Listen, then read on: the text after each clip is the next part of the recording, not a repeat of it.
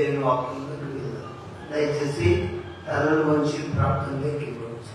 మమ్మల్ని మిక్కిలిగా ప్రేమిస్తున్న ప్రభువా, మీకు స్తోత్రం.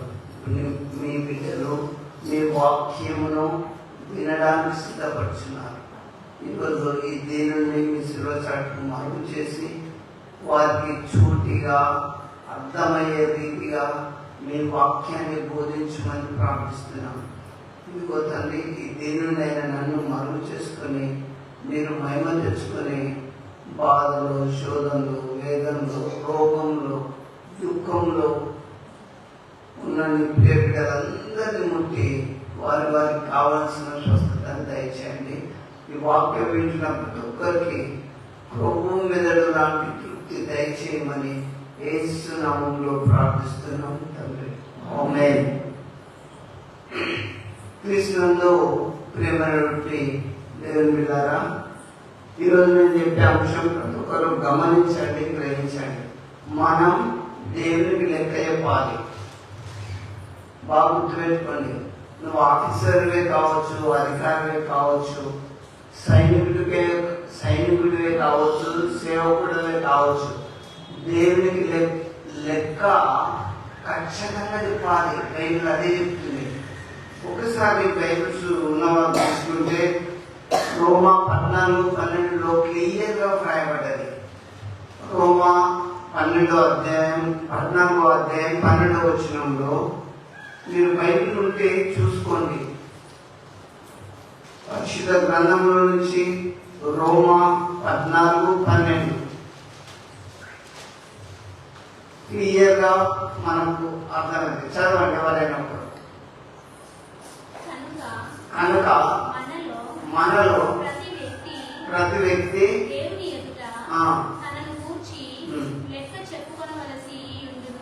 చూడండి, మనలో ప్రతి వాడు తన గురించి లెక్క చెప్పుకోవాలి.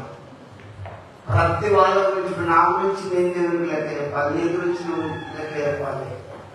కాబట్టి ఏ ఒక్క శరీరం కూడా తప్పించుకోవడానికి వీలేదు. అధికారులు, రాజులు, ప్రధానులు, ఉన్నతమైన వారందరూ కూడా దేవునికి లెక్క అప్పచెప్పవలసినది. ఎందుకు లెక్క అంటే, నువ్వు పుట్టిన కలిసి సత్యదాకా చేసిన ప్రతి పనిని బట్టి దేవుడు లెక్క అడుగుతాడు.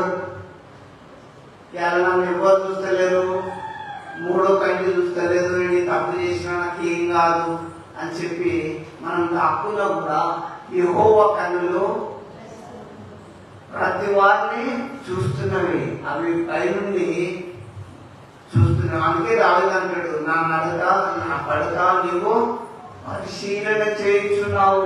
నేను కూర్చుండుట లేచుట నీకు బాగా తెలియను. నాకు తలంపు పుట్టక మునిపే నా మనసును నీవు గ్రహిస్తున్నావు. ప్రియమైన దేవుని బిడ్డారా, నీ దేవుడు జ్ఞానము, తెలివి, వివేచన, బలము, ఆస్తి అన్ని ఇచ్చాడు. ఇచ్చిన దేవుడు లెక్కాడు కదా. చూడండి, ఏ ఒక్కరు కూడా తప్పించుకోవడానికి వీల్లేదు. బైబిల్ ఏం చెప్తుంది? మనలో ప్రతివాడు తన గురించి దేవునికి లెక్క అప్పచెప్పవలసి ఉన్నది.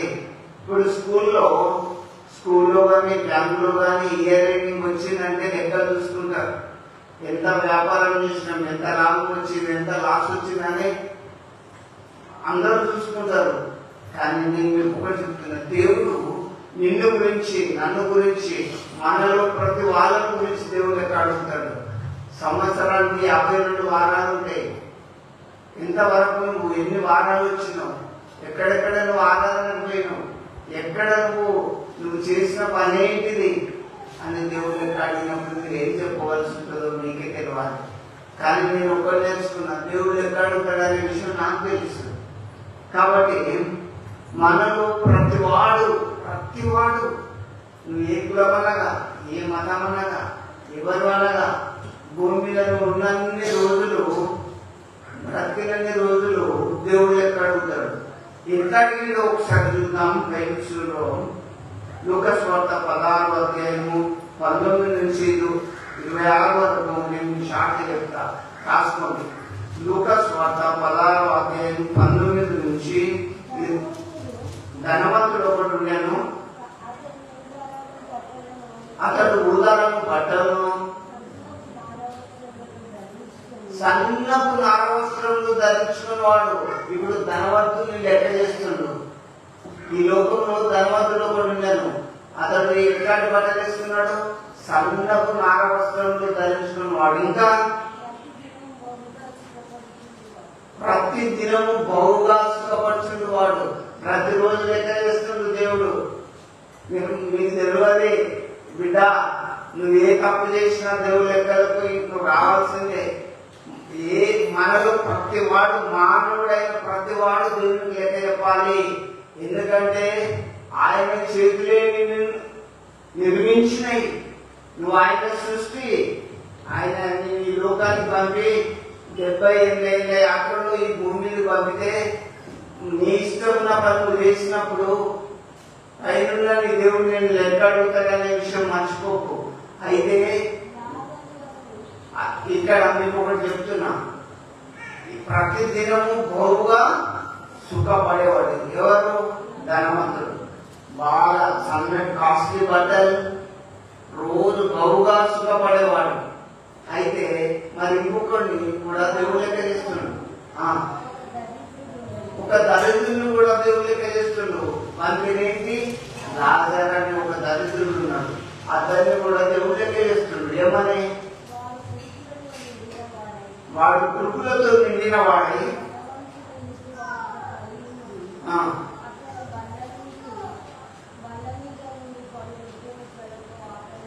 చూడండి, ధనవంతుని యొక్క బలం నుంచి తిని పండిస్తున్న రొట్టె ముక్కలు ఎరుకొని ఈ దరిద్రుడైన లాజరు తినుచున్నాడు. ఇది కూడా లెక్క చేసిండు.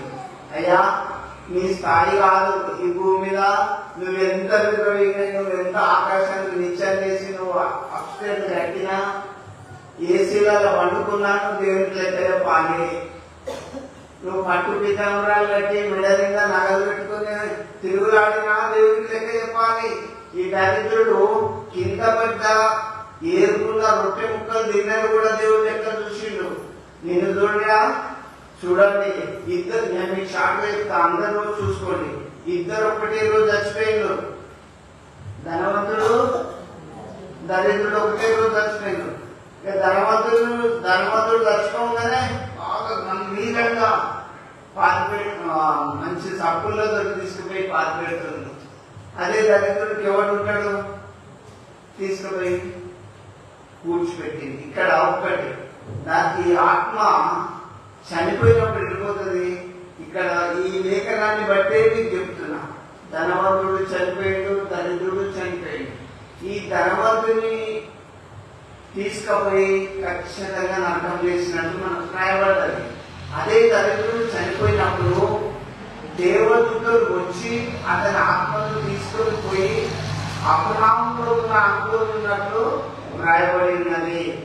దేవుని బిడ్డలని మీకు చెప్తున్నా, లోకంలో ఈ ఊళ్ళో ఉన్న వాళ్ళకు మీకు చాలా ప్రత్యేకత ఉంటుంది.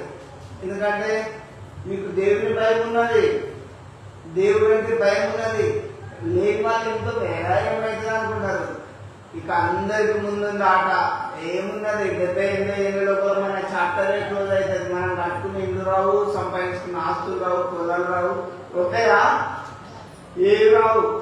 అశాశ్వతమైన ఈ లోకంలో శాశ్వతమైన దేవుని నేర్చుకో. నువ్వు లెక్క చెప్పాల్సిన నేర్చుకో, తెలుసుకో.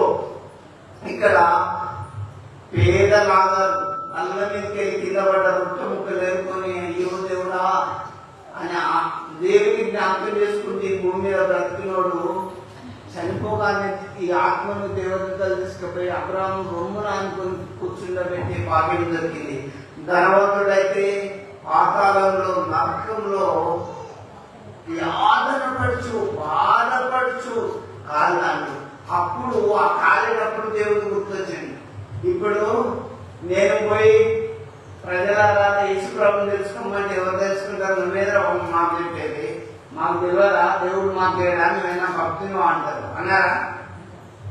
నేను మీకు ఒకటే చెప్తున్నా, దేవుని మర్మాన్ని తెలుసుకొని వాక్యము విని నమ్మండి.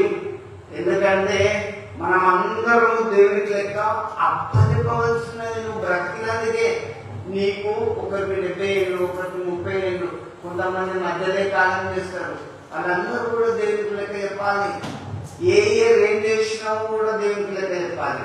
ఒకవేళ నువ్వు గతంలో పాపం చేసినప్పుడు ఇప్పుడు నువ్వు ఒక పరిశుద్ధ గుంపులో చేరి నువ్వు కడగబడి దేవుని దగ్గర అయ్యా నన్ను క్షమించమన్నప్పుడు దేవుడు నేను క్షమిస్తాడు ఈ భూమి మీద ఉన్నప్పుడే.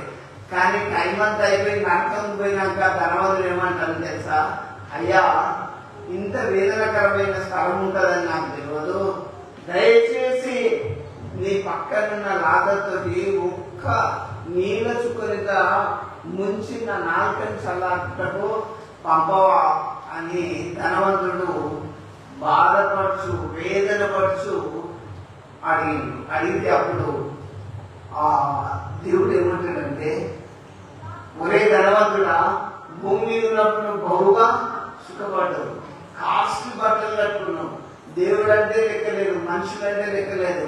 ధనవంతులకు మన మాటలు ఎట్లుంటాయి, బెదిరి మాటల్లా ఉంటాయి. ఎట్లుంటాయి, కడుపు నిండా అన్నం పెడతామని చేయబోద్దు అంటాడు. అదే ఆకలి తొట్టిలో బిడ్డ మీద తినిపో అంటే, అయ్యా వందనాలు నాకు మంచి భోజనం తిన్నామంటాడు. నేను లోకం పోగొట్టాలి, నేను మీకు చెప్పేది ఇక్కడ ఈ ధనవంతుడు నరకంలో ఇప్పుడు మనకి ఏం కావాలి, నీళ్ళ సుఖ కావాలి, నాలుక రాలుతుంది, అంత అధికారులు కానీ కలవర గాలిపోతుంది, ఒక్క సుఖ కావాలంటాను. నువ్వు భూమి మీద ఉన్నప్పుడు దేవుడు అంటే నీకు లెక్కలేదు, మనుషులు అంటే లెక్కలేదు, నీ స్థితి అదే ఉంటుందని దేవుడు తీర్పించింది.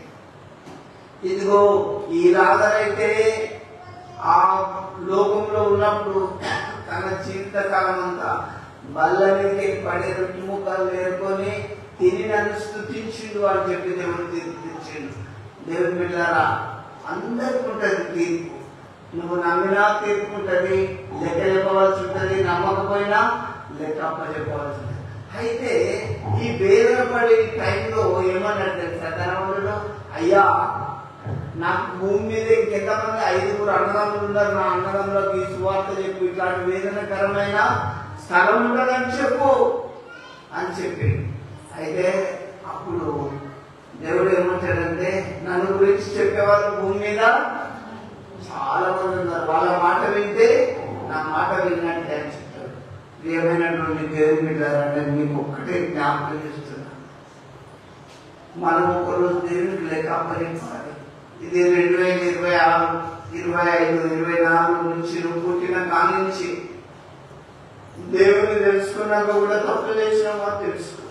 దేవుని నమ్మకంలో తప్పు చేస్తే సరిదిద్దుకో. ఇప్పటికి టైం ఉన్నది. నేను ఒకటి చెప్తా, దీపం ఉన్నప్పుడే ఇల్లు దిద్దుకోవాలి.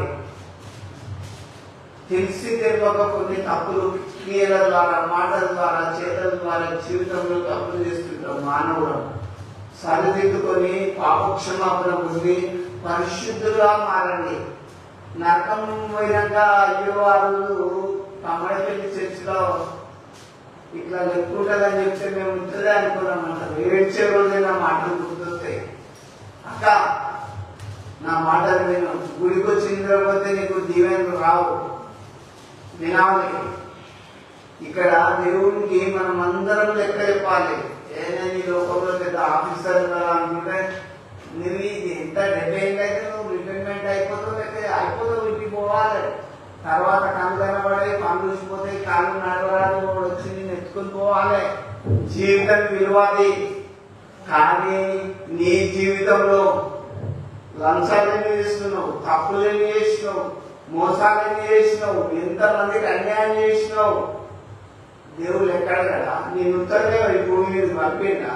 వీటన్నిటికి ఎవరు లెక్క చెప్పాలి, ఎవరికి వాళ్ళే చెప్పాలి. మనలో ప్రతి వాడు తన గురించి లెక్క అప్పచెప్పవలసినది. నువ్వు గుడికి వచ్చినా చెప్పాలి, గుడికి రాకుండా చెప్పాలి. ఆయన ఎదుట సకల పుత్రంలో వారు రొమ్ముకొని ప్రలాపించి ఏడ్చే రోజున్నది. అందుకే పరిశుద్ధులు నా ప్రియ దేవుని బిడ్డలారా, నేను మీకు ఒకటే జ్ఞాపకం చేస్తున్నా, లాజరును ధనవంతుని దేవుడు లెక్క చూసినప్పుడు మరి లాజరే నీతిమంతుడిగా ఉండి దేవుడిగా ఆనుకొని ఉన్నాడు. దానియేలు గ్రంథం 5వ అధ్యాయం 24వ వచనం నుంచి చూడండి. దానియేలు గ్రంథంలో 5వ అధ్యాయం 24 నుంచి చూడండి.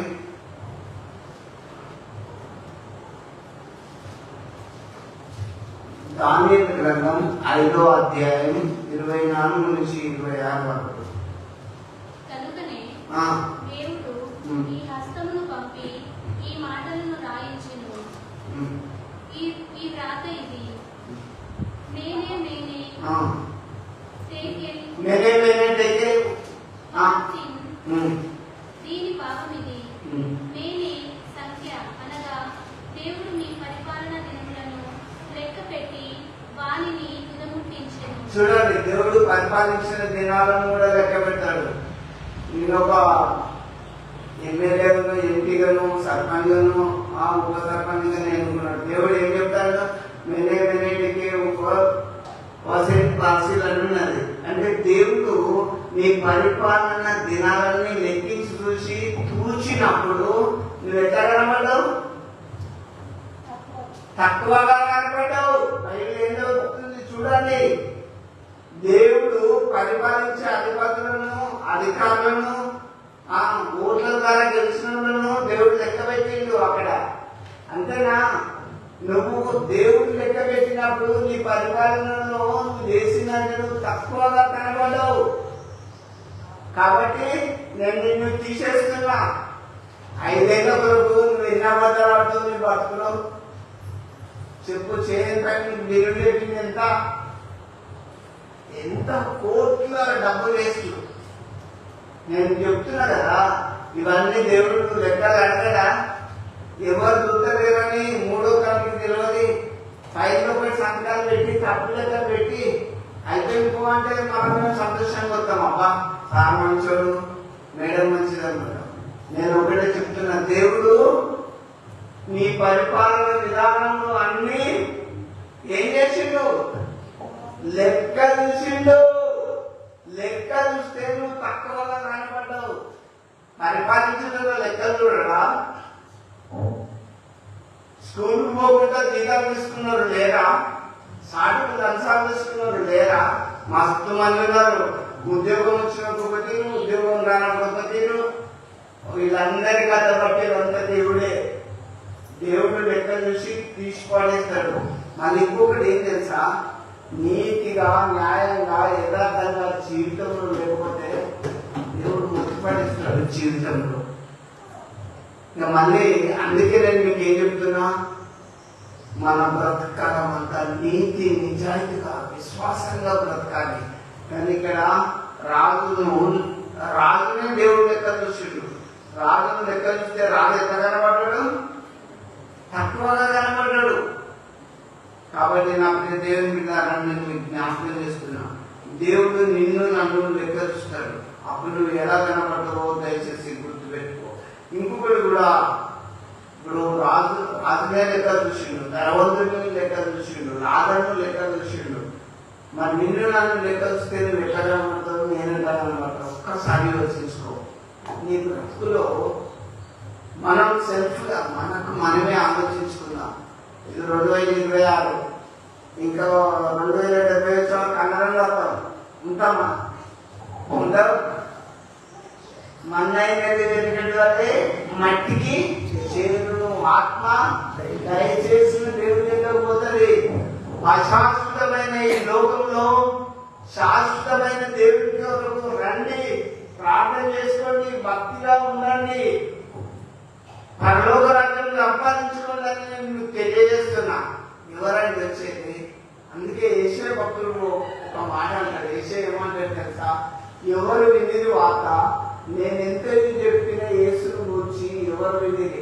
నేను యేసుప్రభుని నమ్ముకోండి, తెలుసుకోండి, జీవ మార్గము రక్షణ మార్గంలోకి రండి అంటే ఇదొక మతము అని ప్రకటించే వాళ్ళు కొంతమంది లేదు. వాడు బతకడు, ఇంకొని బతకలేడు. వాడు నమ్ముకోడు, ఇంకొని నమ్ముకోలేడు. నేను తెలుసుకున్న సత్యమును నేను మీకు తెలియజేస్తున్నా. దేవునికి మనము లెక్క చెప్పవలసినది. మనలో ప్రతి వాడు దేవునికి లెక్క చెప్పాలి. ధనవంతుడైనా, పేదవాడైనా, గుడికొచ్చేవాడైనా, రానివాడైనా దేవుడికి ఏం చెప్పాలి? లెక్క చెప్పాలి. దేవుడు ధనవంతుని చూసిండు లెక్క, రాజును చూసిండు, ఒక రాజును పరిపాలించే దినాలను కూడా చూసిండు. నీ పరిపాలన దినాలని చూసి తూచినప్పుడు రాజు తక్కువగా కనబడ్డాడు. అందుకే నీకు ఈ అధికారం ఇచ్చిన వేస్ట్ అని చెప్పి తొలగించేసిండు. మీరు ఒకసారి చూడండి, ప్రధానులు ఒక్కడే ఎప్పటి ప్రధానంగా వెళ్తే దేశం ఎట్లుంటది? రాజులను తులసివేస్తూ నియమించువాడు దేవుడు. దేవుని బిడ్డారా, దేవుడు మీకు లెక్క చెప్పవలసి, దేవుడికి మీరు లెక్క చెప్పవలసిన వాటి జాగ్రత్తగా ఉండండి.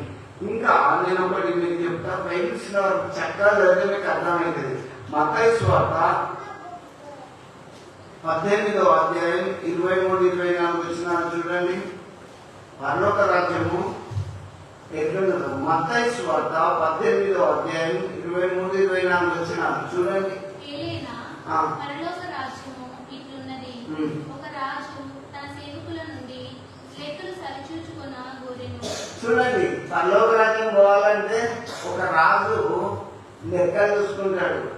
నేను మీకు అర్థమయ్యేటట్టు చెప్తున్నా. ఒక అతన్ని పిలిచిండు, బాబు నీకు 5 తలాంతులు ఇస్తున్నా, నేను వేరే దేశం పోతున్నా, ఈ 5 తలాంతులు తీసుకొని చక్కగా వ్యాపారం చేయమన్నాడు. ఇంకొకరు పిలిచిండు, 2 తలాంతులు ఇచ్చిండు, బాబు నేను దూర దేశం పోతున్నా, నేను వచ్చేదాకా ఈ 2 పెట్టుకొని వ్యాపారం చేసుకొని మంచిగా సంపాదించుకో, నేను వచ్చినప్పుడు మీతో తీసుకున్నా అని చెప్పి అట్లనే ఇంకొకరు పిలిచిండు, బాబు నీకు 1 తలాంతు ఇచ్చిపోతున్నా, ఈ 1 తలంతో వ్యాపారం చేసుకో, చక్కగా బ్రతుకు అని చెప్పిపోయింది. చాలా కారణమైంది, వచ్చేసింది. ఆ రాజు వచ్చేసి, బాబు 5 తలంతులు తీసుకున్న పలాని వ్యక్తి విలువ అని చెప్పి పిలిచింది. నా డబ్బులు నాకు ఇచ్చేయనప్పుడు, అయ్యా నువ్వు 5 తలంతులు పోయేటప్పుడు నాకు ఇచ్చిపోయినావు, ఈ 5కి నేను ఇంకా ఇది సంపాదించుకున్నా, అయ్యా మీకు వందనాలని వడ్డీతో సహా ఇచ్చేసి, మళ్ళా ఇంకా 2 తలాంతులు తీసుకున్నాడు పిలువమని చెప్తే పిలిచిండు. నేను నీకు 2 తలాంతులు ఇచ్చి దేశం పోయినా కదా, నువ్వేం చేసావంటే, అయ్యా నువ్వు 2 ఇస్తే ఇంకా 2 అదనంగా నేను ఉపయోగించుకున్నాను. అది చాలా మంచి బలానమ్మకమైన మంచి దాసులు మీరు, కాబట్టి నీకు 5 ఇస్తే నువ్వు 5 సంపాదించుకున్నావు, నువ్వు చాలా నమ్మకంగా కష్టపడి నా డబ్బు వృధా చేయలేదు, చక్కగా సంపాదించిన ఫలానమ్మకమైన మంచి దాసులని దేవుడు దీవించి, ఆ యజమాని దీవించి 5 పట్టణంలో మీద అధికారిగా ఉండమని నియమించింది. 2 తీసుకున్నని 2కి 2 4 సంపాదించినావు కదా, కాబట్టి నువ్వు 2 పట్టణాల మీద అధికారులు అయి ఉండమని ఇచ్చేసింది ఆజ్ఞ. అయితే 1 తలాంతుని తీసుకురాకండి అని వచ్చింది. వాళ్ళు వచ్చింది, బాబు నీకు 1 తలాంతు ఇచ్చి నేను దూరదేశం పోయినా కదా, ఏం చేసిన మీరు 1 తలాంతు అంటే ఏమనంటే, 1 తలాంతులు, అయ్యా నువ్వు విత్తని చోట పంట కోసేవాడు, విత్తకుండా పంట కోసేవాడు, చల్లకుండా గింజలన్నీ సమకూర్చేవాడు, కాబట్టి నీ సొమ్మును వచ్చేదాకా నేను ఒక గోతిలో దాచిపెట్టిన, తీసుకొని ఏంది కన్నాడు. అబ్బా నేను విత్తకుండా పంట కోసేవాడిని నీకు తెలిసినాక నా సొమ్ము సావుకారుల దగ్గర నుంచి నాకు వడ్డొచ్చు కదా, నేను అలాంటి కట్టుకున్నానని నువ్వు తెలుసుకుంటే పొదాలి నాకు ఇచ్చేయచ్చు కదా, దీన్ని తీసుకపోయి ఆ నర్మంలో వేయండి, ఏడుపును పండ్లు కొరుకుటే ఉండును అని చెప్పి తీర్పిచ్చేసి. దేవుని బిడ్డారా, దీన్ని బట్టి మీకు ఏమర్థమైందంటే, నీకు దేవుడు కొడుకులను ఇచ్చిండు, బిడ్డలను ఇచ్చిండు, వాళ్ళని డెవలప్ చేసి పెంచి ప్రభు యొక్క మార్గంలో వాళ్ళను పెంచాలి. కానీ విచ్చలవిడిగా విడిచిపెట్టి ఏమైతే తెలుసా, చెవు కొరికిన సంఘం అయితే.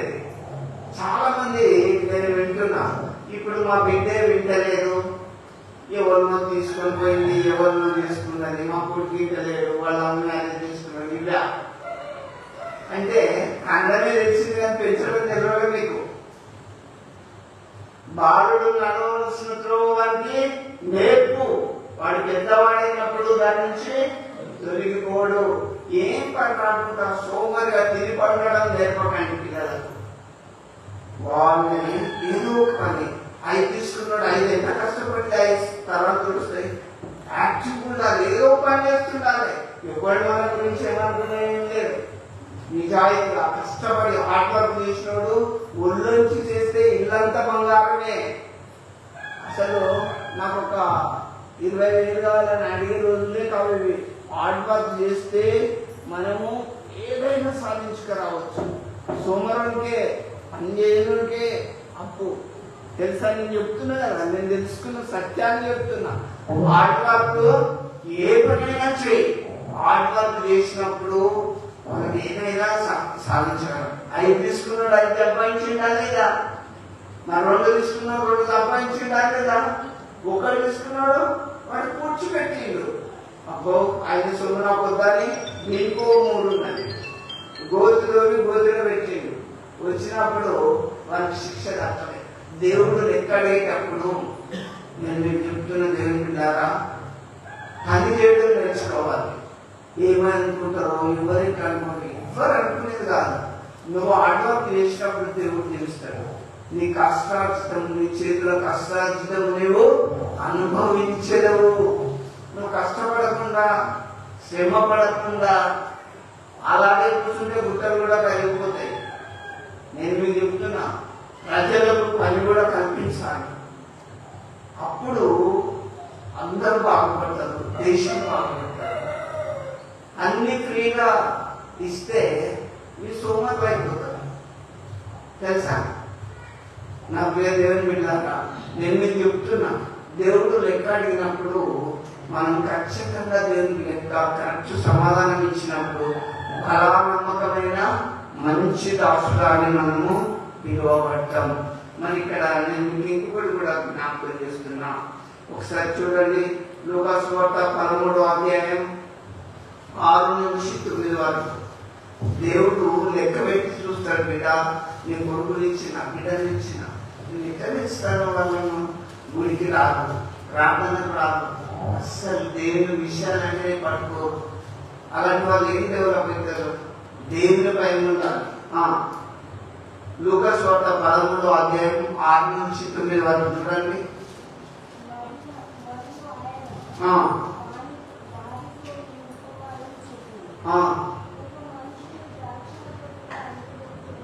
ఒక తోటలో ఒక యజమాని ద్రాక్ష తోటలో అంజూరపు చెట్టు ఒకటి పెట్టిండు. చూడండి, ఆ చెట్టు పెట్టినాక 3 years దాకా తోట మాని పెట్టిండు. 3 ఏళ్ళ దాకా పెట్టి, నీళ్లు పెట్టి, కలుపు తీసి, తోటం పెట్టి అంత చేసినా కూడా అది పంట కాక కాయలేదు. అయితే ఆ తోట యజమాని ఎవరైతే ఆ తోట పెట్టడానికి వచ్చినప్పుడు ఆ తోటను లెక్క చూసినప్పుడు అరే, ఈ అంజూరు చెట్టు బాగా అనుకున్నా, 3 years అయింది కదా, ఒక్క కాయలేదు అని పనులు పిలిచి, బాబు నువ్వు ఈ తోటలో పనిచేస్తున్నావు కదా, ఈ చెట్టును తీసేయి. ఈ చెట్టును నేను ఇంట్రెస్ట్ గా పెట్టినా, నీళ్లు పెట్టినా, ఎరువేసిన, ఏరిచ్చిన, తౌటం పెట్టించిన, ఇది ఒక్క కాపు కూడా కాయలేదు. ప్లేస్ అంతా వేస్ట్ అయిపోయింది. దీన్ని తీసేయమన్నప్పుడు తోట అనోడు తోటలో పనిచేస్తాడు ఏమన్నాడంటే, అయ్యా దయచేసి ఈ 1 సంవత్సరం ఉండాలి ఈ చెట్టును, ఈసారి నెక్స్ట్ ఈ టైం వరకు అతనేమో ఓకే, లేకపోతే తీక. ఎందుకంటే అయ్యా మళ్ళా కూడా నేను కలుపు దీని చుట్టూ టమాటం పెడతా, కలుపు తీపిస్తా, ఎరువేపిస్తా, నేను నీళ్లు పెడతా, చక్కగా చూసుకుంటా అని ఈ ఇయర్ గురించి మిమ్మల్ని కూడా ఈ 2026లో దేవుడు ఉంచిండు. నీవు ఫలించకపోతే ప్రార్థన లేదు, ఆత్మఫలాలు ఎన్ని? 9. ప్రేమ లేదు, ఆత్మ లేదు, ఏమి విశ్వాసం లేదు. దేవుడు అంటే భక్తేనా? రోగం వచ్చినప్పుడే, బాధలు వచ్చినప్పుడు వచ్చి ప్రార్థన చేయాలి, మధ్యరాత్రి పెట్టాలి. ఏం చేస్తా చెప్పండి? చేయకపోతే మంచోడు కాదు. నేను మీకు ఒక్కటే చెప్తున్నా, దేవుని బిడ్డారా, మీరు ఎదగాలి. మనము వెలుగుతూ ఉండాలి, ఇతరులను వెలిగిస్తూ ఉండాలి, క్రీస్తు వాక్యం చెబుతూ ఉండాలి, ఇతరులకు తెలియపరుస్తూ ఉండాలి. ఇది మనం నేర్చుకోవాల్సింది. కాబట్టి మనలో ప్రతి వాడు దేవునికి లెక్క అప్పచెప్పవలసింది. చెట్టును చూసిండు, 3 ఏళ్ల చెట్టు, కాతలేదు, పూతలేదు, పిందలేదు, ఏమి లేదు. నేను నిశ్చయమన్నాడు, నువ్వు గుడికొస్తే ఏం లాభం? విశ్వాసం లేదు, ప్రార్థన జీవితం లేదు, భక్తి లేదు. గుడికొత్తావు, యథావిధిగా పోతావు. ఏమన్నా ఉన్నగట్టి మాట్లాడితే ముఖం సాటేస్తారు. ఏం బాబు తాగొద్దు అంటే, అదే అన్న మాతో చెప్పిన మంచి విధానానికి రావాలి కదా, మీ నిజ జీవితంలో మార్పు ఉండాలి కదా. అట్లా లేకుండా మాకు తెలుసులే అనిపోతే ఎవరు ఏం చేద్దాం. ఒరే ఆదామా ఈ చెట్టు పళ్ళు తినవరా, తినొద్దని దేవుడు చెప్తే వద్దన్నదే పోయి తిన్నాడు ఆదామ. ఉంచేట దేవుడి తోటలో మంచి పని చేసాడు, ఎలా వచ్చిండు బయటకి ఎక్కువాలి ఎలా ఉండలేదు. ఆదామా అవ్వను గుడికి వచ్చినప్పుడు నీకు గుణం మారాలి, బుద్ధి మారాలి, జ్ఞానం రావాలి, తెలివి రావాలి, భక్తి రావాలి, విశ్వాసం రావాలి. ఎందుకంటే రేపు మీరే దేవుని దగ్గరికి పోవాల్సిన బాధ్యత నీ మీదనే ఉన్నది. నేనైతే మీకు చెప్తున్నా, దేవుని బిడ్డారా, 2 తీసుకున్నాడు ఇంకా రోజు ఎట్లా సంపాదించాడు, 5 తీసుకున్నాడు ఇంకా ఎట్లా సంపాదించి బలానమ్మకమైన మంచి దాసుగా చాలా కష్టపడ్డాడు. మీరు డెవలప్ కావాలి, అభివృద్ధి పొందాలి. ఒక పని నుంచి ఒక పని నేర్చుకుంటే ఇక పైకి వెళ్ళిపోవాలి. కానీ అదే పనిలో పెట్టుకొని అట్లనే ఉండి అదే ఒక తరగతి పెట్టుకున్నాను అలా ఉండదు. వింటున్నా, అభివృద్ధిలోకి రావాలి, విశ్వాసంలో రావాలి, ఆర్థికంగా రావాలి. అన్నిట్లో వస్తే దేవుడు నేను తీరుస్తాడు. కానీ మోసంతో చేసుకొచ్చుకున్నది అది ఎప్పటికి కూడా మనకు అక్కడికి రాదు. ఇప్పుడు దేవుడు చెట్టు లెక్క చూసిండు, ఆ చెట్టుకి ఎన్నేళ్ళైంది? 3 ఏళ్ళ చెట్టు, కాతలేదా కూతలేదా? కొంతమంది ఏమంటారు తెలుసా, మేము పూర్వం నుంచే క్రైస్తవ